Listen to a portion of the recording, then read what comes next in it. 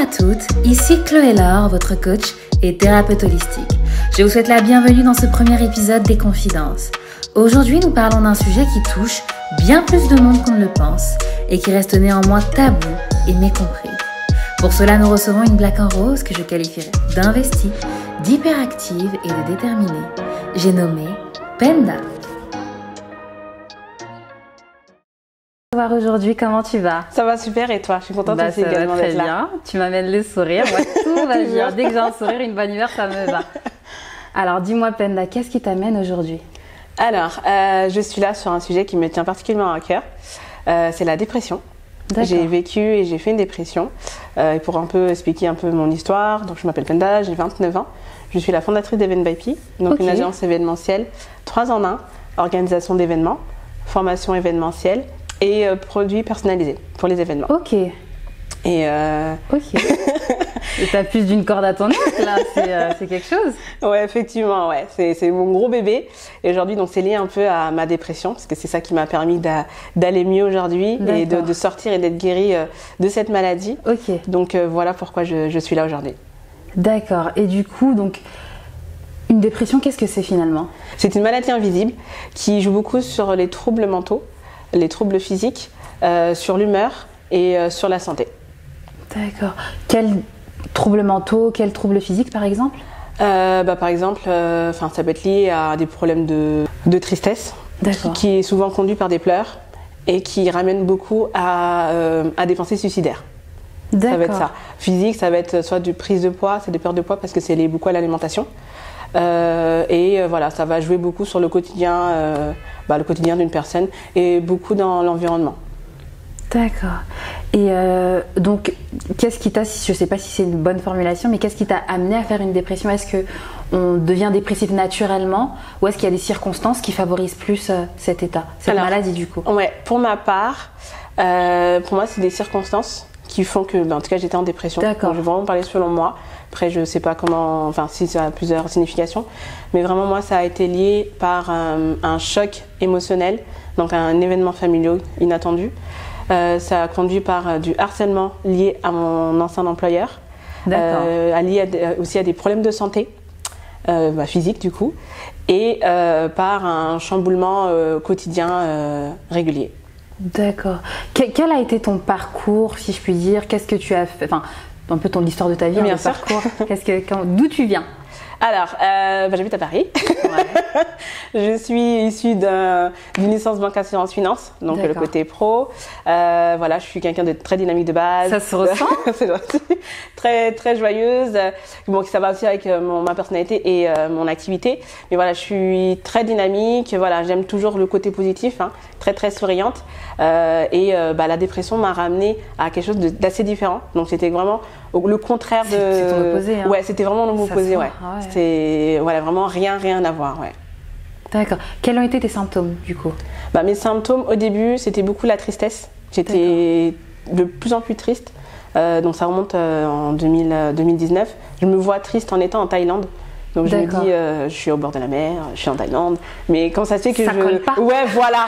Je me dis, mais comment ça se fait que je ressentais comme un mal-être, comme une tristesse. J'étais là, mais je cogitais beaucoup. Après, je suis quelqu'un qui me remet beaucoup en question.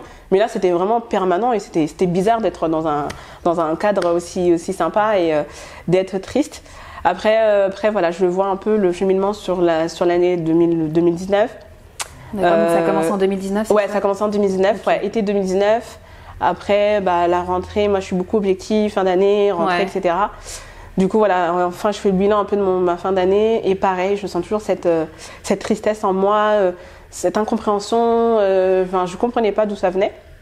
Et voilà, on rentre après sur 2020 en pensant avoir un 20 sur 20 et au final ça a été une année très compliquée pour tout le monde avec l'arrivée du Covid.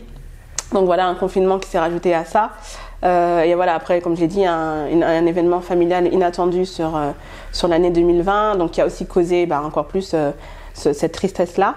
Et voilà, et après, je l'ai su, en tout cas les symptômes vraiment qui ont su comment j'étais en dépression, Donc je subissais du harcèlement moral auprès de mon employeur. Quel était ton emploi du coup? Moi j'étais dans la finance, donc analyste crédit. Et voilà, je subissais du harcèlement moral. Voilà, sans rentrer dans les détails, dans une grande boîte française. Voilà, on est très peu à y être. Et voilà, en tant que femme noire, j'ai vécu quand même de la discrimination. Voilà, du vrai harcèlement au quotidien. Et on m'a menacé en fait de me mettre fin à mon contrat, donc à mon CDI, en me poussant à partir. Ou sinon, texto, mot pour mot, c'était « Si tu n'acceptes pas la rupture conventionnelle, nous trouverons une preuve pour te licencier à faute grave. » Comme ça, c'est ouais. dit. Okay. Et un peu avant, on m'avait poussé à devenir travailleur handicapé parce que il fallait que rentrer dans une case pour qu'ils puissent toucher la prime. Il y a une prime en fait que les employeurs ont. D'accord. Et donc ils me poussaient mon moral à pouvoir le faire. Il y a beaucoup de vices dans ces grandes boîtes. Ouais, exactement. Ouais. On a beaucoup d'avantages certes, mais il y a énormément d'inconvénients. D'accord. Et du coup en fait, l'avantage c'est que je me laissais pas faire. J'étais super bien entourée, mais mon entourage était là pour me pousser à me battre contre mon employeur, à vivre cette injustice-là. Et voilà, et ce jour-là, donc le 8 septembre 2020, suite à ce rendez-vous d'1h30, parce qu'effectivement, je tapais du poing sur la table, que je connaissais mes droits, que je savais que c'était illégal, etc. Donc 1h30, je suis sortie de l'entretien. Et en fait, j'ai fait un malaise. Mon corps n'a pas supporté. En fait, je pense que c'était la goutte d'eau qui a fait déporter le vase. Là où je voyais tout était négatif autour de moi. Et en plus, une menace qui faisait que je perdais mon emploi, en sachant que l'événementiel à côté ne fonctionnait pas. Donc, je me rattachais à plus rien. Et en fait, je me suis dit... Perte de repère. Voilà.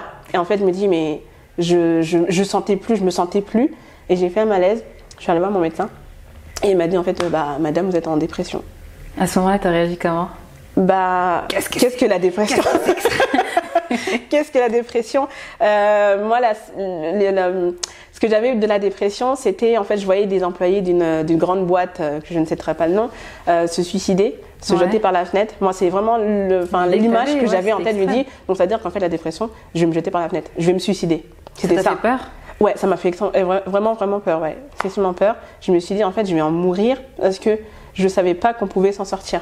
Aujourd'hui, je le sais, mais en septembre 2020, septembre 2020, je savais pas. Je me suis dit, ok, je vais mourir. En tout cas, j'étais en dépression, mais qu'est-ce que la dépression? Et là, en fait, le gros point d'interrogation, je sais ce que c'est, mais je sais pas ce que j'ai. Voilà. Donc, tu as appris, c'est un peu comme ça. En fait, tu as perdu ton identité, tu as perdu tes repères, et il fallait que tu te redéfinisses à travers un peu un moment de crise, quoi. C'est ça. C'est exactement ça. En fait, on est dans un flou total. On cogite énormément, on essaie de comprendre ce qu'on a et on ne connaît pas ce qu'on a. Je savais pas ce que c'était, je connaissais pas, comme je dis, la définition. Voilà, on n'avait que du négatif, on n'a pas forcément d'informations. Voilà, dans ma famille, j'avais pas de personne en dépression, j'avais pas d'amis en dépression. Donc voilà, c'était vraiment un peu le flou total. Si tu pouvais, admettons qu'il y ait des personnes dépressives que tu rencontres ou même des personnes comme ça, comment est-ce que tu pourrais les aider à identifier qu'elles sont sur un état, qu'elles sont en dépression en fait? L'identifier. Quels seraient, on va dire, des symptômes peut-être un peu globaux pour reconnaître? Ça va être beaucoup, comme je l'ai dit, la tristesse. Ça va être beaucoup la dévalorisation, parce que je commençais à me dévaloriser. Ouais, je commençais à me détester. J'étais vraiment dans une haine contre moi-même. Donc voilà, je me traitais énormément de bête, de débile, etc. Et c'était des choses de permanence que je faisais. Moi par exemple, j'ai pris énormément de poids, mais j'ai pas pris du poids. En fait, j'ai pris du volume. En fait, c'était de l'eau. Ouais, voilà, je gonflais, je m'en rendais pas compte. Après, c'est vrai, j'aime beaucoup manger. Ouais. Mais je m'en rendais pas compte. Et quand je voyais mes photos, en fait, à cette heure-là, j'ai dit, mais c'est une blague. Il y a personne qui m'a dit.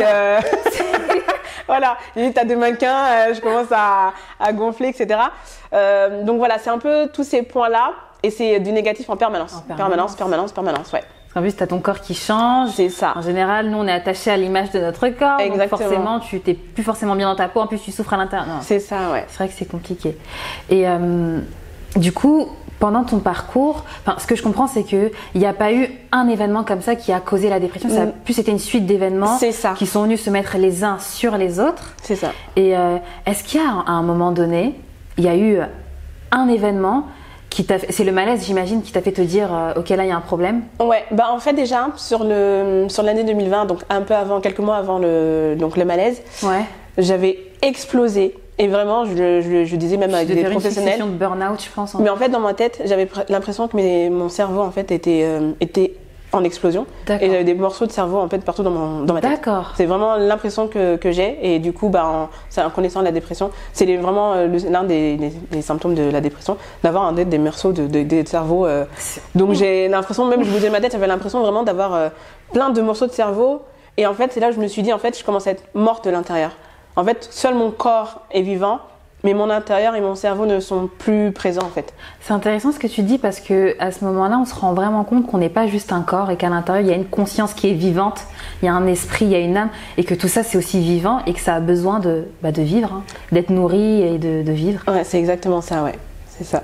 En fait, comme je me sentais morte à l'intérieur, en fait, dans ma tête, je me suis dit mais pourquoi mon corps reste en vie alors que mon intérieur n'est plus présent? Pour donner un exemple, j'étais entourée, je peux être entourée de personnes, dans la rue, j'étais seule contre le reste du monde en fait. Je pouvais marcher, je ne voyais plus personne, je n'appartenais plus au monde, j'étais vraiment, vraiment seule. Je pouvais être avec des gens et en fait me retrouver toute seule. D'accord. Et du coup, justement, ta vie, comment elle était organisée à ce moment-là? Est-ce que tu sortais souvent? Est-ce que tu étais en relation? Est-ce que tu vivais ta dépression seule ou bien est-ce que tu étais entourée? Est-ce que tu faisais peut-être un peu semblant des fois que ça allait alors que ça n'allait pas? Alors oui, je faisais énormément semblant. C'était l'un des premiers facteurs qui m'ont permis entre guillemets de montrer que j'allais pas bien. Mais je faisais semblant d'aller bien. Du coup en fait on doit réagir. On me pose une question, malheureusement on n'a pas forcément envie de répondre ou pas forcément envie de communiquer, on va répondre. Après, le confinement a joué beaucoup parce que du coup après le confinement, je pense que je suis pas la seule, mais j'avais du mal à sortir. En fait, au bout de 2 mois, pas la seule. Voilà, j'avais du mal à sortir, j'oubliais de sortir, etc. Je suis vraiment restée enfermée et je pense que ça a beaucoup joué. Du coup, après il y a eu un second confinement, etc. Et du coup, j'étais constamment donc enfermée et je n'avais plus envie d'échanger avec les gens, que ce soit en rencontre physique, que ce soit par SMS, que ce soit par téléphone. J'avais commencé à couper contact avec tout le monde et en fait j'avais plus envie de parler avec les gens alors que je suis quelqu'un de très sociable, j'avais mon téléphone dans la main tout le temps, mais j'avais plus envie, je voyais des appels, je voyais des messages, j'avais pas envie de répondre. Voilà. Mais du coup, est-ce que toi, je pense que toi du coup de ton point de vue en étant malade, tu considérais que tu broyais du noir, qu'il y avait rien qui n'allait dans ta vie, mais là avec le recul, est-ce que tu dirais qu'il y a des moments quand même de ta vie, des événements, des périodes de ta vie où ça allait pendant cette période-là, mais toi, tu ne le voyais pas? En prenant du recul, non. D'accord. Franchement, non. Après, je me suis rattachée à quelque chose de positif, donc qui était Even by P, donc mon entreprise. C'est la seule chose positive que je voyais dans cette dépression-là. C'est comme en fait une maman avec son enfant. En fait, je me suis dit, j'ai créé quelque chose qui me passionnait, auquel j'étais douée dans ce que je faisais. Qui me tenait à cœur. Malheureusement, le Covid fait en sorte que je ne peux pas rebondir. Après, j'avais, heureusement pour moi, mis des formations en place sur l'année 2020 et donc ça me permettait de pouvoir, entre guillemets, jauger sur mon activité et garder le côté événementiel en moi. Mais hormis ça, non. Donc le peu de fois où j'allais bien, donc ça va être peut-être 1 heure par jour, 1 heure par semaine au début et voilà, tous les 15 jours, je me suis dit, je vais essayer de me mettre dans mon projet, répondre aux messages que je reçois sur les réseaux sociaux, répondre aux mails que je reçois, parce que les gens me contactent via mon entreprise. D'accord. Je trouve que c'est lourd comme histoire et quelque chose qui m'étonne beaucoup, c'est que tu as quand même voulu mettre fin à tes jours. Tu te sentais morte de l'intérieur. Je sais même pas, je pense que si je te demande comment c'est arrivé, est-ce que tu saurais le décrire vraiment comment c'est arrivé, comment ça s'est installé? Franchement, je pense pas te répondre. Après, je pense que c'est du step by step. D'accord. Je pense que c'est dès qu'on rentre dans la dévalorisation de soi-même. C'est un cercle vicieux. Ouais, en fait, c'est ça. En fait, c'est un combat permanent. Donc, en fait, et c'est le combat le plus dur. C'est ce que j'allais te demander. Quel a été du coup le combat le plus dur auquel tu as fait face? C'est le combat le plus dur, c'est le combat contre soi-même. En fait, je me suis dit, dès qu'on rentre dans un combat, déjà on a l'habitude entre guillemets de se combattre entre nous, on a souvent des querelles, etc. Les uns et les autres. Et en fait, je me suis dit, mais c'est tellement banal à côté de combats qu'on a nous-mêmes que le monde extérieur, en fait, c'est rien avec ce qu'on vit actuellement. On met trop de temps à combattre contre les autres, Alors que le combat le plus dur, c'est de se regarder dans le miroir. Parce que souvent, la plupart du temps, la personne qui nous torture le plus, ou l'être, ou l'entité, c'est notre esprit. C'est ça. Qui joue le plus avec nous, avec nos émotions, avec tout ça. Donc c'est vrai que des fois, les combats les plus difficiles qu'on a menés, c'est avec soi d'abord. C'est exactement. Et du coup, comment t'as fait face à ça? Comment t'as combattu? Les pensées suicidaires, c'est quand même... Ouais, c'est du permanent. On se lève le matin avec ça, on se couche le matin avec ça, on mange avec ça, on passe la journée avec ces pensées-là. Donc, qu'est-ce qu'on fait? Soit on va jusqu'au bout, soit on n'y va pas. Aujourd'hui, je suis là, donc c'est pas le cas. Mais en fait, c'est de se dire oui, non, oui, non, oui, non. En fait, c'est de répondre à ces interrogations qu'on a là dans la tête. Il faut une force mentale. Ouais. Dingue, hein, et en fait, c'est ça. Et en fait, je pourrais même pas te dire le comment parce que ça s'installe dans le cerveau. En fait, c'est une douleur qu'on a permanente. En fait, c'est comme je disais, en fait, on manque comme le cerveau il est explosé, donc du coup, il y a plus de morceaux de cerveau dans le crâne. Et en fait, c'est un combat. Et du coup, en fait, il n'y a plus qu'un qui répond. Pour donner un exemple, tellement la douleur est difficile, incomprise et surtout compliquée à tenir, que je voulais rentrer dans le coma pour pouvoir alléger cette douleur-là et me mettre en pause. J'avais besoin d'une pause. Et cette douleur, en fait, elle est tellement infinie que, en fait, je me dis, bon, qu'est-ce que je fais? Je voulais même me couper une jambe. En tout cas, c'était vraiment les pensées que j'avais. Parce que je me dis, si j'arrive à couper ma jambe, déjà de 1, on pourra comprendre la douleur que j'ai. Parce que pour moi, c'était la même chose. Et surtout, je me dis peut-être que ça va alléger la douleur. Peut-être que ce que j'ai dans le cerveau, si j'ai dans ma jambe, j'aurais peut-être aussi mal dans ma tête que dans mon cerveau. Mais je pourrais alléger la douleur entre les deux. T'as voulu te faire mal ailleurs pour soulager la douleur. C'est ça. Exactement, ouais. Et donc t'as sous-entendu quelque chose qui m'évoque que tu n'étais pas comprise, tu ne te sentais pas comprise autour de toi. Oui, la dépression, c'est une maladie inconnue. Moi-même, en tant que c'est vrai que c'est très méconnu, on ne sait pas réellement ce que c'est. On ne connaît pas. Moi, je ne connaissais pas. Et mes proches ne le connaissaient pas. Ma famille, mes amis ne connaissaient pas. Donc du coup, on est dans l'inconnu total. Moi, après, la seule différence, c'est que je vis la chose.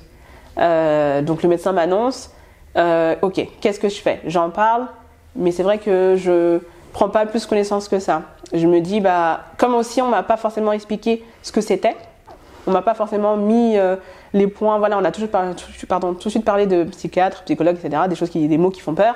Je dis, non, c'est pas ça en fait. Et du coup, la problématique avec cette maladie, c'est que comme elle n'est pas connue, je ne le connaissais pas non plus, ayant en négativité totale, du coup... la prise en charge, c'est compliqué. C'est ça. En fait, avoir des proches présents, c'était le cas, mais dans l'incompréhension de me comprendre, c'était plus compliqué. D'accord. En fait, je me suis dit, les personnes sont présentes, mais ne comprennent pas ce que je vis. Des phrases, parce qu'on regarde dans la négativité, des mots, des phrases peuvent être un conseil pour moi, mais vont être un revers pour ma personne, parce que c'est pas forcément les choses que j'ai besoin d'entendre à ce moment-là. D'accord. Et est-ce que du coup, la présence de ton entourage, malgré le fait qu'il ne te comprenait pas, est-ce que c'est quelque chose qui t'a aidé? Ouais, franchement, oui, énormément. Je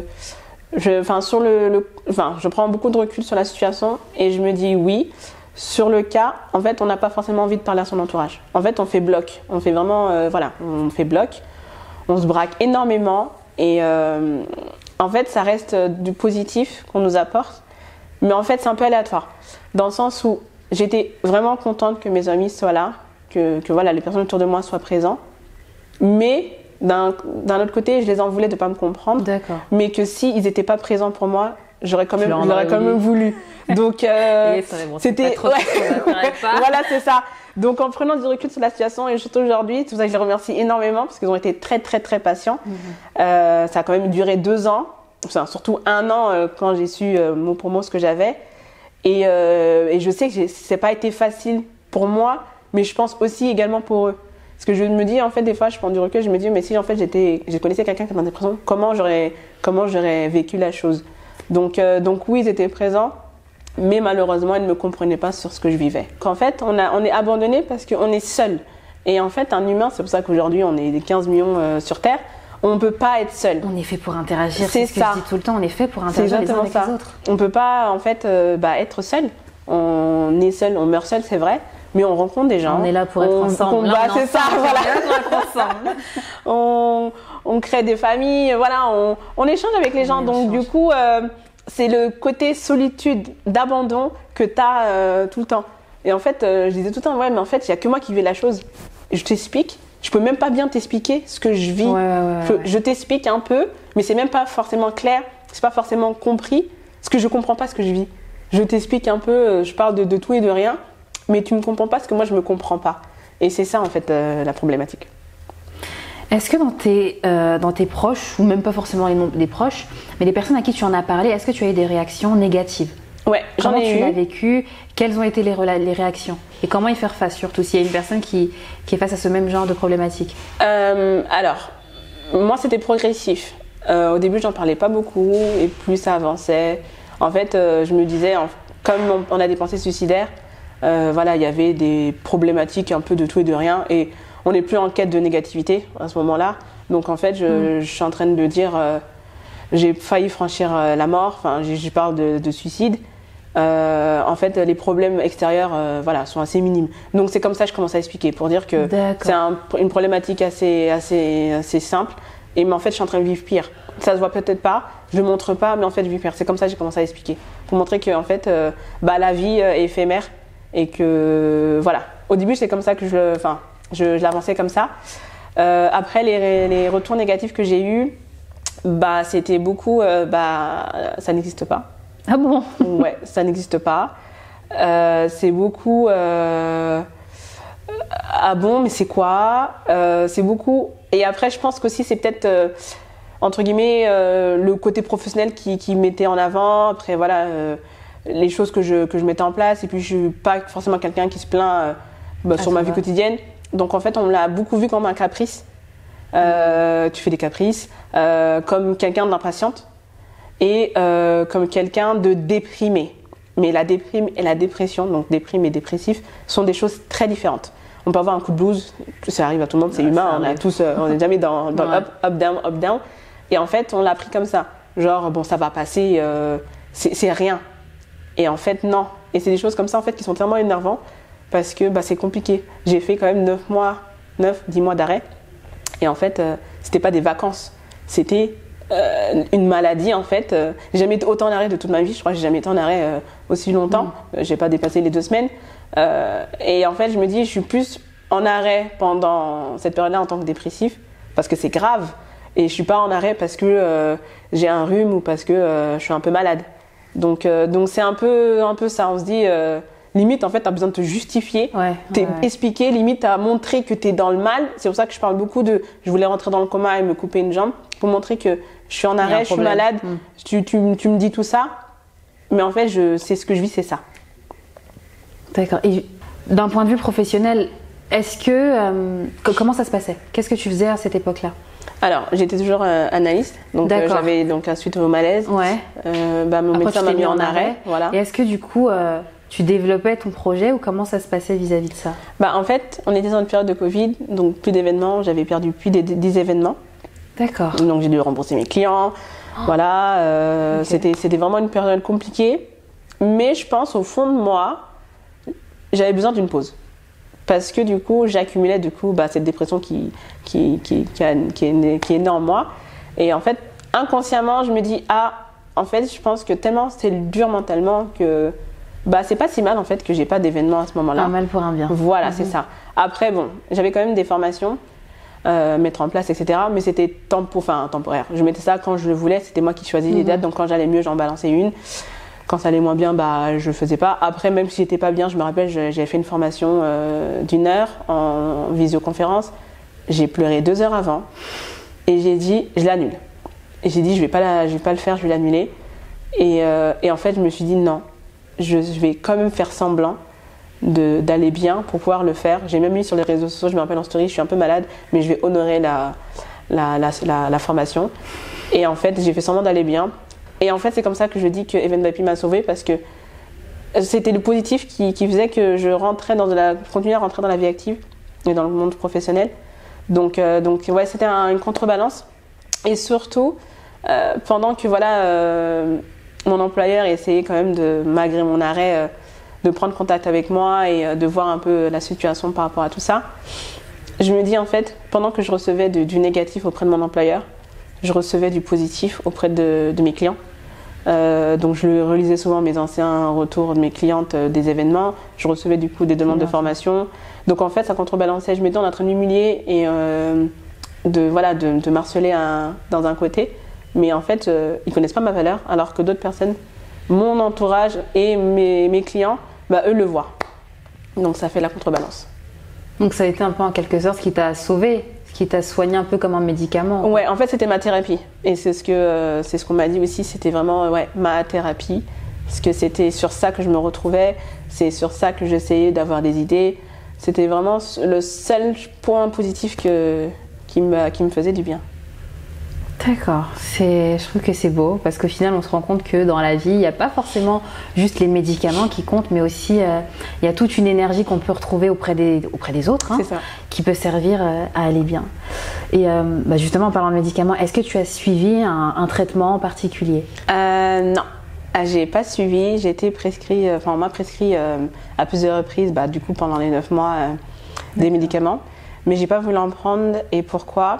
Parce que je me suis dit, et ce que je voyais à la télé, un peu partout, que prendre des médicaments était forcément suivi par du long terme. Et en fait, je me dis, même si je guéris de cette maladie, je veux pas être dépendante de médicaments. Donc je me suis dit non, et la preuve que j'ai guéri de cette maladie sans prendre de médicaments. Mais voilà, j'avais pas envie, et puis je voulais rien mettre en moi. J'étais déjà, comme j'avais dit, malade physiquement. Je prenais assez de médicaments cette période-là et je pense que ça m'a vraiment mis un off sur ça. Et voilà, je dis, je vais guérir autrement que prendre des médicaments. C'est pas forcément la source de guérison. J'avais entendu une fois il y a très longtemps, peut-être que les pensées ont évolué depuis, que lorsqu'on souffre d'une dépression une fois dans sa vie, on est beaucoup plus enclin à souffrir de plusieurs dépressions du coup tout au long de sa vie. Est-ce que c'est vrai? Est-ce que dès qu'on a une dépression, on est condamné à vivre plusieurs états dépressifs dans sa vie? Franchement, je dirais non. Je pense pas. Tout dépend après de son environnement et de sa vie au quotidien.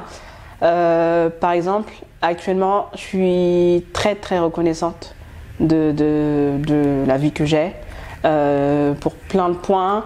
Je suis très épanouie dans ma vie professionnelle et aujourd'hui ma dépression est une grande force pour moi. Elle m'a changé complètement dans le positif et en fait par exemple dans la vie de tous les jours je parle plus de négatif. Okay. Je ne dis plus de négatif, je parle plus de négatif, je parle que du positif. Si c'est négatif, je passe. Je m'énerve beaucoup moins vite qu'avant. Je passe très très vite parce que en fait dès qu'on vit ça, en fait après le reste c'est très très banal. Voilà, c'est ça. Pourtant je suis énervée mais je suis quelqu'un qui next très vite de base, donc du coup avec ça c'est encore pire. Et je pense pas. Je pense que on doit juste contrôler sa vie autrement. On doit juste voir la vie autrement. Je pense, franchement, je pense pas. Après, tout c'est propre à chacun. Mais voilà, après on a tous des coups de mou, c'est plus compliqué que d'autres. Là, je suis dans le monde de l'entrepreneuriat aujourd'hui à 100%. Voilà, je sais que c'est très très difficile. Il y a plein d'aspects que j'avais pas vus auparavant. Mais après, moi je pense que c'est une question de mental. Je pense pas que ça peut revenir. Après, peut-être sur d'autres cas, d'autres événements peut-être.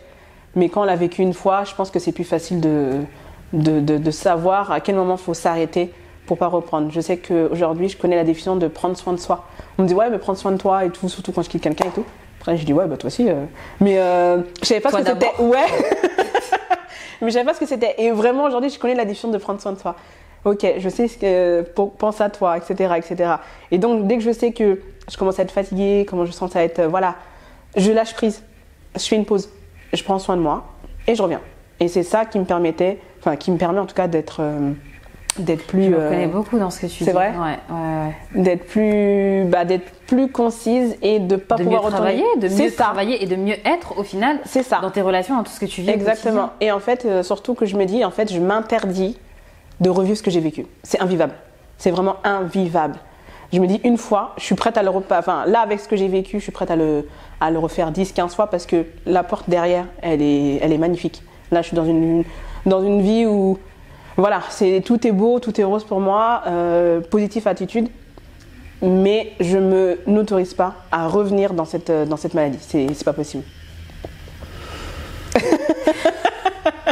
Je sens la force mentale et tout que tu as, je trouve ça très très inspirant. Et avec ce traitement qu'on t'a prescrit, est-ce que par hasard tu as été accompagnée aussi par un spécialiste, psychologue, coach, thérapeute, peu importe? Oui, j'ai été suivie par un psychologue durant 7 mois. D'accord, donc une bonne partie du coup. Oui, de la dépression, même un peu plus, 7-8 mois. Donc oui, un psychologue et un psychiatre sur une séance. D'accord. La psychiatrie, ça t'a pas parlé?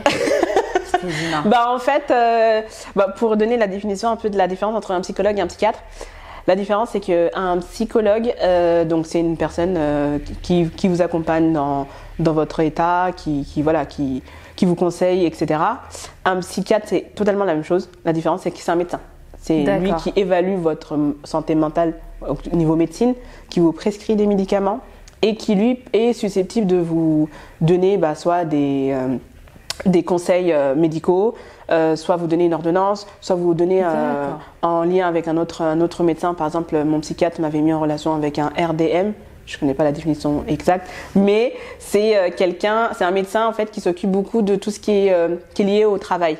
Donc comme je vivais du harcèlement moral, c'était lui qui pouvait me prescrire en fait, en tout cas me conseiller ce médecin-là. La différence aussi, c'est que l'un est remboursé par la mutuelle, pas l'autre. Donc le psychiatre est remboursé par la mutuelle à 100%. Le psychologue, non. Comme les kinés. Voilà, c'est ça. C'est ça. Okay. Donc oui, un psychologue. J'ai eu, au début, ça n'a pas été facile. Ça demande de faire preuve de beaucoup de vulnérabilité. C'est ça. Il faut être prêt. Hein. En fait, dans les films, ce qu'on voit dans les psychologues, c'est en général surtout ces psychologues qui pour les couples, etc. On raconte un peu notre vie, on consulte, etc. On paye aussi énormément. Donc c'était aussi l'un des freins. La séance entre 70 € et 150 € la séance. Donc déjà c'est un coût. Au début je me disais je paye quelqu'un pour qu'il me conseille. Non. C'est pas forcément bien vu parce que du coup, en tout cas dans notre communauté, on ne connaît pas les psychologues. Voilà. Et surtout, qu'est-ce qu'il va nous dire en fait? Après, je me voyais toujours dans le même idéologie et on m'a à plusieurs reprises, mais ça ne dit pas de voir un psychologue et tout. Après, j'ai dit, en fait, tellement j'étais dans le fond que je me dis, bon, j'ai rien à perdre. Au moins, je vais voir ce que ça donne. Si ça marche, tant mieux, ça marche pas, tant pis. Et en fait, j'ai trouvé un psychologue qui rentrait dans mes critères. Donc, j'avais des critères assez précis. Et voilà, je suis tombée dessus. On m'a envoyé sa page. Et j'ai dit, je regardais. Enfin, il y avait plusieurs noms et tout. Et en fait, j'ai dit, je sais pas, c'est lui. Tu l'as senti? Ouais, je l'ai senti. Même, j'ai vu que son nom chez lui. J'ai pris ses contacts, etc. Je crois que j'ai envoyé un email ou je l'ai appelé. Et voilà, c'est comme ça que les séances ont commencé. D'accord. La thérapie avec le psychologue s'est bien passée? Ouais, super. Est-ce que c'est quelque chose qui a participé aussi à t'aider? Oui, énormément. Du coup, en fait, dès la première séance, j'ai dit c'est mort, je ne lâche plus. Parce que on se dit il y a quelqu'un qui nous comprend. En fait, c'est trop bien d'entendre ce qu'on a besoin. C'est trop bien. On se dit enfin quelqu'un qui me parle et en fait, j'ai pas mal. Je suis pas énervée. Il n'y a rien de négatif dans ce qu'il dit. Et puis je pense aussi, comme je le connais pas, c'était un homme. Je voulais absolument, désolée, avoir un homme. Bois des haltères, toi, hydrate-toi. J'en ai besoin. Est-ce que tu l'as trouvé facilement? C'est un homme, du coup, un homme noir. Ouais. Tu l'as trouvé facilement. Est-ce que tu penses que c'est facile de trouver des thérapeutes? Moi, c'est ma meilleure amie qui m'avait aidée à trouver. Je lui dis voilà, moi j'ai mes critères. Je voulais quelqu'un de la même religion que moi. Désolée. La même religion, de la même couleur. Et je voulais un homme. Je sais pas pourquoi, c'était les 3 critères. J'ai dit si j'ai pas un psychologue de ce critère-là, j'en fais pas. Et dans ma tête, j'étais même persuadée de ne pas jamais le trouver. Et ben là, t'as pas le choix. Ça y est. Et en fait, donc ma meilleure amie m'a envoyé une page Instagram où il y avait, je crois, des références de médecins professionnels de ce type. Et du coup, j'ai regardé. Et en fait, je regardais, je voyais. En fait, c'est par rapport au nom, quoi. Et en fait, il y en a un qui. Des fois, il y a des noms qui nous parlent pas. Ouais, voilà. Et en fait, le nom il était c'est un homme. Il a un nom musulman. Et en plus, il est noir. Et du coup, c'est comme ça que je l'ai contacté, ouais. Ok. Bah, je trouve ça très très intéressant. C'est qu'il y a quand même des gens qui sont comme nous, si je puis dire, et qui sont aussi là, qui sont prêts à aider. Hein. Oui, bien sûr. C'est ça. Et en plus, sa motivation première, il me disait que justement, il était devenu psychologue parce que c'était tellement tabou que lui, il se disait, je dois aider ma communauté dans ce sens. Ouais. Dans ton traitement, donc, il y a eu plusieurs phases, plusieurs stades. Mais au-delà du traitement, il y a quand même après une phase d'entretien. Ouais. Comment est-ce que tu cultives justement toute cette atmosphère de bien-être, cette atmosphère de positivité aussi? Comment tu cultives ça depuis la fin de ta dépression, si je peux appeler ça comme ça, jusqu'à présent au quotidien? Comment ça se passe? Je dirais me préserver, c'est beaucoup ça. Donc être que dans le positif. Dès que j'entends une phrase ou un comportement ou un échange négatif, je m'en éloigne énormément. En fait, c'est automatique. Je prends beaucoup soin de moi, je fais attention à moi, je me mets beaucoup moi d'abord. Voilà. En fait, je m'occupe beaucoup de moi. Je suis devenue ma meilleure amie. En passant c'est important. À un moment donné, il faut tomber amoureux de soi. C'est ça. Parce que tant que ça n'arrive pas, tu ne te priorises pas. Nous, on a beaucoup de facilité à accorder de l'importance aux gens et souvent, c'est ça. Nous, on se met au second rang. C'est ça. Ouais, je suis devenue ma meilleure amie en fait. Après, voilà, de base, j'ai jamais eu de problème avec ma compagnie, mais là encore plus. J'ai pas de problème en particulier d'être. Toi, tu te tapes des délires. Ouais, voilà. Ouais. Comme déjà, moi. je suis trop drôle déjà. Non, voilà. En fait, à un moment donné, il faut se dire, je me kiffe, genre je peux rester là, je passe une soirée avec moi. C'est ça. J'ai pas de problème avec ça. Ouais. Déjà, on m'a dit que malgré que j'étais super sociable, j'avais un côté solitaire. Et en fait, je l'ai vu. Et aujourd'hui, j'en suis convaincue qu'effectivement, je suis solitaire sans le faire exprès. Chose, au final. Oui, au final, je me complais toute seule. Je peux faire du shopping toute seule, aller en vacances toute seule, aller au restaurant, ça me pose pas de problème. Donc du coup, c'est la chose que je me retrouve avec moi-même et j'apprécie ma propre compagnie, donc c'est cool. Est-ce que tu as rencontré des personnes dépressives? Oui. Et particulièrement au sein de notre communauté? Oui, j'en ai trouvé 3 personnes. Un homme et 2 femmes. C'était vraiment sur coïncidence. Après, j'avais plus facilité à dire que j'étais en dépression. Ouais. Je me sentais moins dépressive qu'au début, parce que du coup, avec tous ces suivis-là. Et je me suis dit, je commence à me dire, vu que je voyais que ça allait un peu mieux, en fait, il y a des gens qui vivent la dépression. D'où le témoignage aujourd'hui, pourquoi je suis là. Mais en fait, je ne peux pas laisser d'autres personnes le vivre. En fait, c'est pas vivable. Et l'ayant vécu seule, parce que j'avais personne autour de moi qui l'était, je me dis en fait, je suis obligée de sauver des personnes en dépression. Donc c'était un peu le SOS. Après, je suis beaucoup dans le partage, dans l'échange, dans l'entraide. Donc c'est dans ma personnalité. Mais je me dis c'est pas possible qu'une personne elle reste comme ça en fait. Et je sais pas, c'est le hasard qui a fait les choses. Après, j'avais plus facilement la facilité de me livrer, donc dire oui, j'ai fait une dépression et tout, ou je fais une dépression. Moi aussi, etc. Et du coup, j'analyse beaucoup parce que je me reconnais dans ça. Et en fait, je vois un peu le stade de la personne, comment elle est, comment elle pense, etc. Et du coup, j'essaye un peu de pouvoir l'aider. Je me dis, je peux pas l'aider. Et en fait, la phrase qui était motivante, c'est que t'es super, t'es inspirante parce que la phrase plutôt c'était tu donnes espoir. Voilà, tu donnes espoir parce que tu vis la chose, mais tu vas mieux. Donc, est-ce que ça met pas un peu la pression, ça? Si, ça me met la pression. Et en fait, au début, j'étais un peu Zena la guerrière. Je me suis dit, il faut que j'aille mieux pour pouvoir l'aider. Et au début, c'était ça. J'ai dit, alors là, j'ai pas le choix que d'aller mieux, parce qu'il y a quelqu'un en fait qui est en train de compter sur moi pour aller mieux. Il faut que je la sauve, donc il faut que je me sauve d'abord pour la sauver. Et en fait, une personne, 2 personnes, 3 personnes. Et en fait, je leur donnais beaucoup de positivité. Et en fait, je recevais du négatif. Et en fait, moralement, ça commençait à m'épuiser, malheureusement. Parce que je me suis dit, en fait, je suis pas guérie. Je vais mieux, mais je suis pas guérie. Et en fait, je suis en train de leur donner mon mieux. Et après, je me retrouve ça va pas.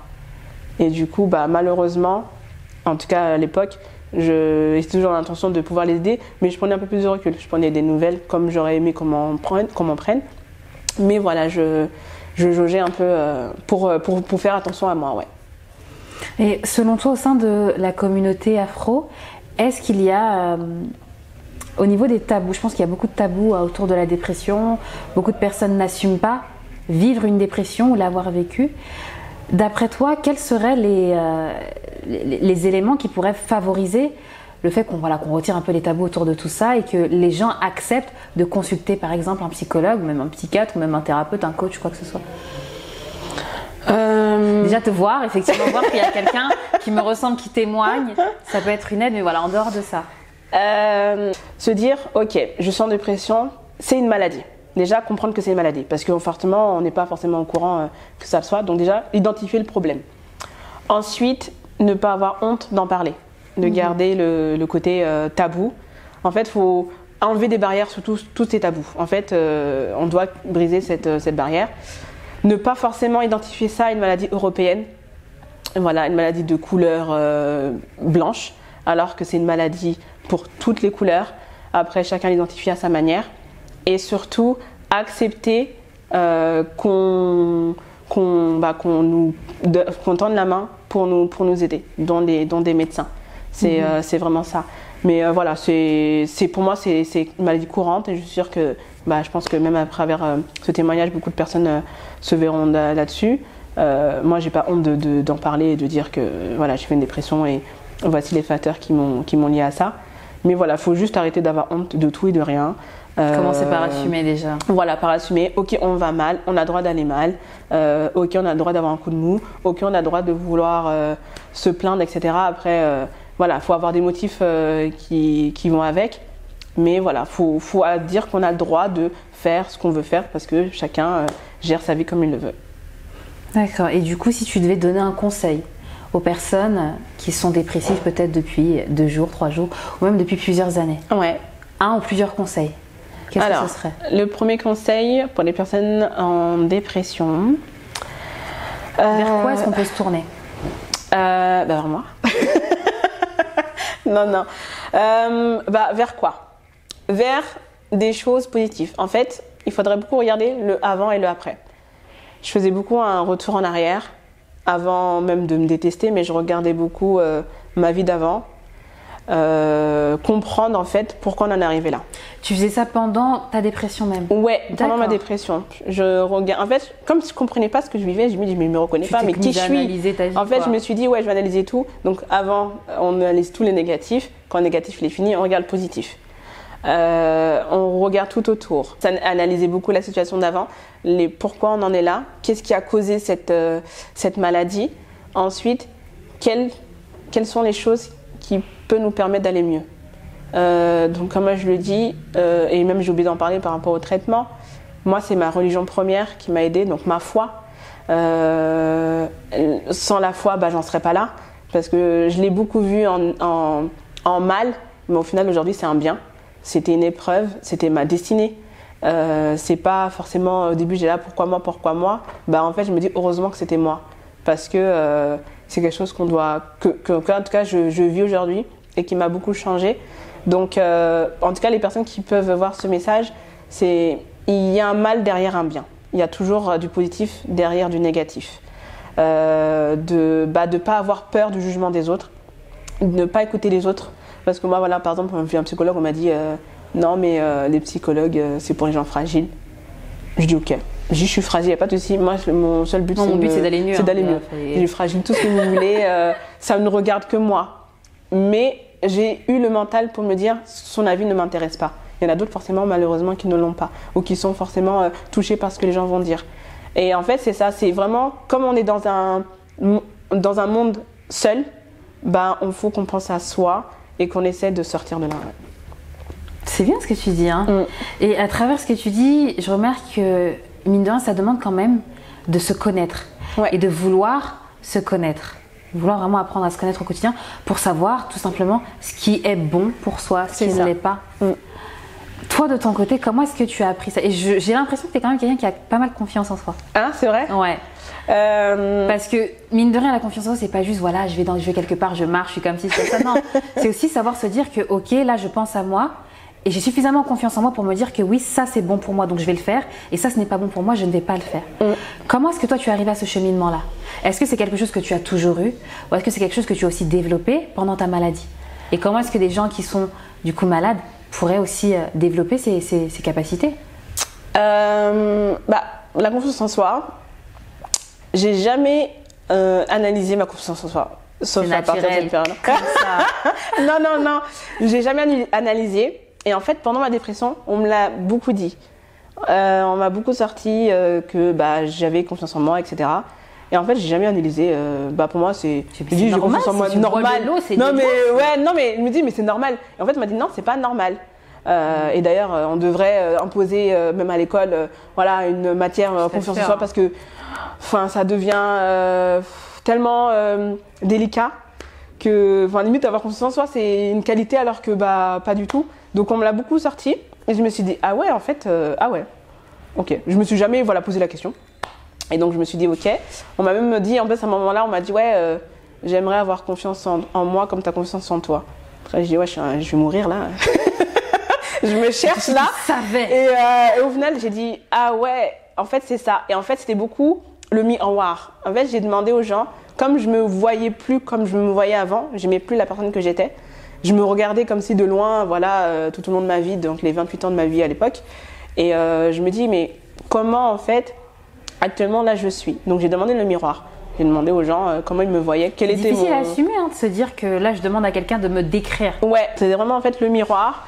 Et je me dis ok, en fait là je pense à des choses très négatives, mais au final la personne qu'on m'identifie actuellement et la personne que j'ai été avant sont les mêmes. Et en fait je suis en train de passer juste une phase. C'est juste une phase. Ça demande une force de dingue de se dire des choses pareilles. Parce que mine de rien, je trouve qu'en 2 ans, c'est ça, tu as vécu une dépression pendant 2 ans. 2 ans, c'est rapide. Je pense quand on le vit, je pense que c'est vraiment très difficile. Peut-être tous les jours, c'est une épreuve. Mais là, après coup, je me dis, mais il y a des personnes qui vivent des dépressions, ça fait des années et des années. Ouais, et en fait, j'ai entendu une copine à moi qui me disait que son collègue a fait une dépression pendant 10 ans. Il est revenu, je crois, auprès de son employeur, ou je sais plus trop. Et en fait, j'ai pleuré. J'ai dit non, je peux pas rester comme ça 10 ans, c'est pas possible. Il y a pas très longtemps, on m'a dit ouais, j'ai un ami qui est en dépression depuis 3 ans. Et j'avais tellement de peine. Je me dis en fait non, c'est tellement pas vivable que c'est beaucoup trop long. C'est beaucoup trop long. Et en fait, je me suis dit non, en fait, tant que ça se termine pas, comme on est dans un tourbillon, en fait, on n'a pas forcément de date. J'ai fait 2 ans, j'aurais pu faire 5 ans, 10 ans, 15 ans. Heureusement pour moi, je suis sortie au bout de 2 ans, mais ouais, en fait, ça s'arrête pas. Est-ce qu'il y a une question de volonté aussi dans le processus de guérison? Alors, cette phrase. Parce que j'ai l'impression que tu as quand même choisi. À un moment donné, tu te dis non, je peux pas être comme ça, je peux pas vivre ça, je peux pas vivre ça. Est-ce que c'est peut-être, ça peut paraître facile comme ça. Est-ce que ça l'est? Et est-ce que ça l'est pour tout le monde, si c'est le cas? On est dépressif. Il n'y a personne qui veut rester en dépression. Il n'y a personne qui rentre dedans par envie, par obligation. Ça nous tombe dessus. Voilà. Il y a des gens qui vont jamais vivre la dépression, d'autres qui vont le vivre 1 fois, 4 fois, 5 fois. Il y en a qui vont pas la connaître, etc. ou le connaître par rapport à un proche. Et en fait, non, tout le monde ne veut pas rester en dépression. Donc déjà, c'est ça. Et selon moi, c'est juste en fait continuer à se battre contre soi-même. Moi, il y avait des jours où en fait j'étais allongée, je faisais rien. Je pleurais toute la journée, j'étais restée allongée et en fait j'attendais le jour suivant. Le jour suivant, après c'est les semaines, les mois. En fait je me dis ouais je vais attendre. Les journées sont tellement longues parce que du coup on est inactif, on pense beaucoup, on voit tout noir, on réfléchit beaucoup, on se remet en question, on se dévalorise, etc. On passe donc notre vie à pleurer. Moi je pleurais comme si j'avais perdu quelqu'un tous les jours. J'étais en deuil pour moi tous les jours. Et en fait c'est ce combat-là. En fait, on se dit, ouais, il faut que je me batte contre moi-même. J'ai gagné le combat, parce que du coup, j'étais face à moi-même. Mais le combat aurait pu encore durer encore très longtemps. Et en fait, c'est ça. C'est pas forcément le côté choix, c'est le côté le combat. Gagner le combat contre soi-même. Ça peut prendre pour certains 1 an, 2 ans, 10 ans. Mais c'est de gagner le combat qui est important. D'accord. Et pour commencer ce combat, ou en tout cas pour être suffisamment bien armé, vers quoi est-ce qu'on peut se tourner?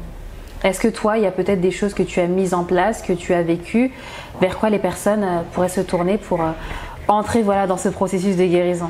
Déjà, ce témoignage, vraiment, ça me tenait à cœur de pouvoir le faire. Je me suis dit, dès que je guéris, j'en parle, je clôture ma fin d'année, parce que ça a été une année très intense. 2 ans en 3 ans, j'ai l'impression que le début 2021 et la fin n'ont vraiment rien à voir. Donc déjà ça, je mets en place, je suis en train de préparer un événement dans ce sens, donc sur le sujet de la dépression. Ça s'appellera le brunch et bien-être by Pi. Donc voilà, je vais faire la communication au moment voulu, donc dans quelques semaines, et qui moi en fait qui me permet de rassembler des personnes en dépression, ayant peut-être des pensées dépressives ou en tout cas en déprime dans le même système, ayant des personnes dans leur quotidien ou dans leurs proches en dépression. Et en fait, cette journée-là sera voilà, une journée hors du commun, donc en tant que dépressif, une journée changeante sur un grand espace de 300 mètres carrés, et qui ce jour-là aura des acteurs, des facteurs, des professionnels qui permettront en fait aux personnes donc malades de pouvoir avoir des réponses à leurs questions, avoir des suivis, voir d'autres visages aussi, sortir, se retrouver, changer d'air, passer un bon moment, aussi avoir des témoignages, il n'y aura pas forcément que le mien, mais des personnes qui ont vécu la dépression, qui forcément peut-être le vivent, mais qui donnent des retours positifs, qui motivent les gens à aller mieux. Donc voilà, le but d'aider les personnes qui le vivent ou qui sont susceptibles de le vivre, mais en tout cas de ne pas être tout seul à le faire et avancer sur un combat. Et le combat, c'est sauver des vies. Et du coup, parmi ces personnes, s'il y en a peut-être qui ont peut-être une certaine honte, qui ont des petites réticences à aller à cet événement, qu'est-ce que tu pourrais leur dire pour les motiver aussi à aller mieux? Alors, pour leur dire que déjà... il y a de la honte ou de la peur. Qu'est-ce que tu leur dirais pour passer ces limites-là? Je leur dirais déjà que c'est un événement qui est fait pour eux. Donc, ça répond à leurs problématiques. C'est un événement qui est 100% gratuit. Il y aura des professionnels de la santé. Il y aura des témoignages, il y aura des personnes qui sont présentes, des personnes qui prendront soin des visages par exemple, une institut qui sera présente, etc. Il y aura des coachs, il y aura toi, il y aura la blague en rose, il y aura plein de petits facteurs en fait. Voilà, ce sera un brunch, donc voilà, on va manger à gogo et vraiment. Elle a dit qu'elle aime manger. Je pose ça là. Donc, on va pas être déçus. C'est ça. Voilà, en tant qu'organisatrice, je me devais de faire cet événement-là et surtout accompagner les gens. Et vraiment, s'ils ont des réticences jusqu'à présent, voilà, ça ne leur coûte rien de pouvoir sortir, de prendre l'air, de venir avec leurs amis, avec un membre de leur famille. Ça peut aussi le permettre aux amis et aux membres qui connaissent pas forcément. C'est ça, de venir. Ouais, non, c'est vraiment important.